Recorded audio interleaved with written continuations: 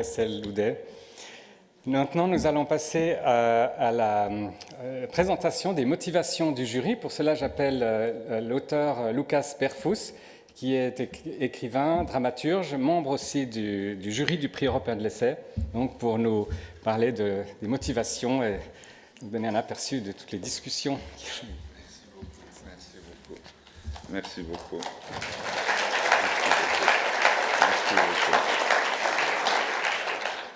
Bonsoir, Grüezi Lausanne. Qu'est-ce que c'est un essai?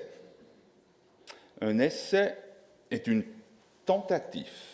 Il cherche, il s'aventure dans des régions de l'inconnu. Il ose donc quelque chose. Un essai vise la connaissance sur les circonstances, sur les faits, sur les gens. Un essai parle avec une voix. Cette voix affirme un je.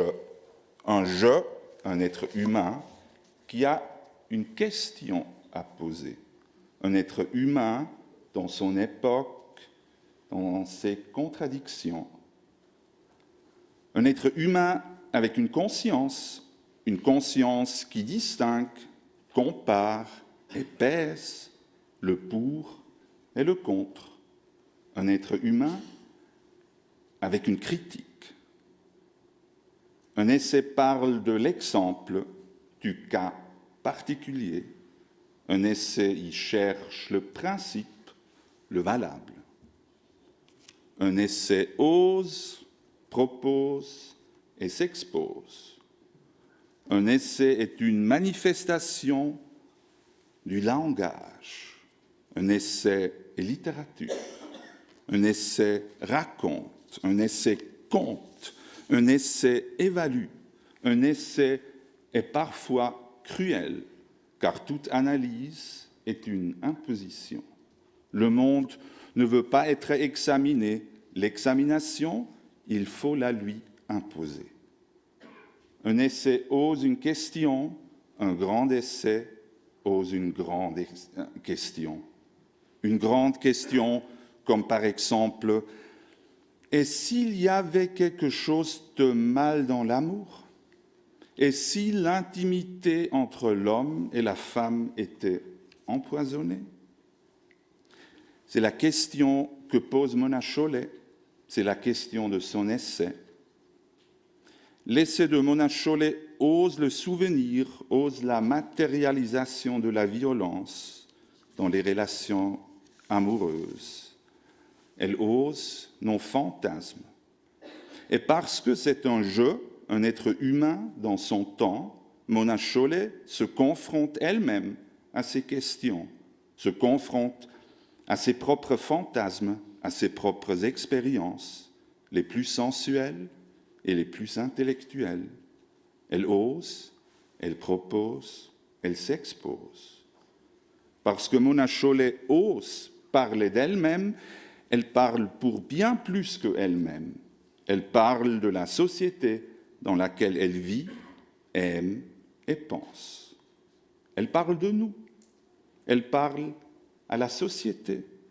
Elle s'adresse à un public à laquelle elle impose des contraintes, les contradictions, les mots erronés, l'ignorance et l'indifférence. L'essai de Mona Chollet parle des femmes assassinées, des femmes violées, des femmes abusées. L'essai de Mona Chollet parle des hommes estropiés, de ces hommes aveuglés par la violence qui, avec l'accord silencieux de la société, se continuent à tuer, à abuser et à violer. Cela se passe dans les familles, et cela se passe dans les rues, dans les institutions, et cela se passe dans la guerre. Cela se passe par exemple en Ukraine, et cela n'arrive pas par hasard. Cette masculinité toxique se produit de manière planifiée et préméditée. L'essai de Mona Chollet connaît la colère, mais il connaît surtout le deuil et la tristesse. L'essai de Mona Chollet parle de notre désir et il parle de ce dont nous manquons tout. La colère apporte le plaisir, mais la tristesse apporte la connaissance. La colère émeut, la tristesse analyse. La colère est impitoyable, la tristesse est minutieuse. La tristesse est tendre. Dans la tristesse, dans la tendresse, dans la langue et dans cet essai se trouve l'amour. L'amour qui nous sauve, l'amour que nous devons sauver, l'amour qu'il faut réinventer. Le jury remet le prix européen de l'essai 2022 à Réinventer l'amour de Mona Chollet.